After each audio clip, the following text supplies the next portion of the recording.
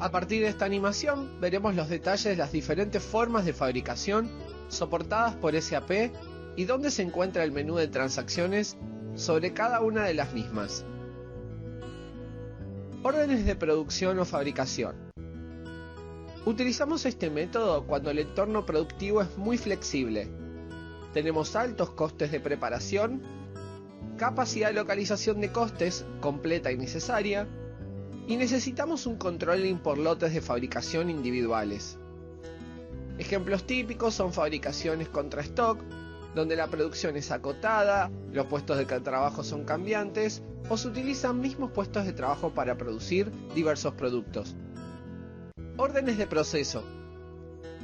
Este método está diseñado principalmente para las industrias químicas, farmacéuticas y de alimentación, así como también cualquier otra industria que esté orientada a lotes.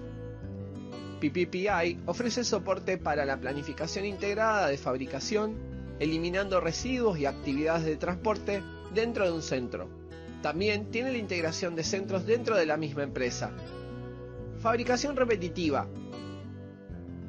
La fabricación repetitiva se utiliza cuando el volumen de fabricación es alto, cuando tenemos una fabricación continuada y estable, y no necesitamos un controlling basado en lotes de producción.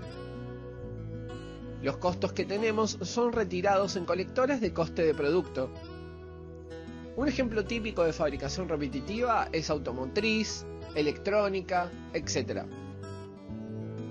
Veamos dentro del menú de SAP Easy Access los puntos y transacciones donde se encuentran cada uno de estos métodos. Para la fabricación por órdenes, el menú de transacciones se encuentra en Logística, Producción, Control de fabricación y Orden. Ahí tendremos todas las transacciones referidas al proceso de órdenes de producción.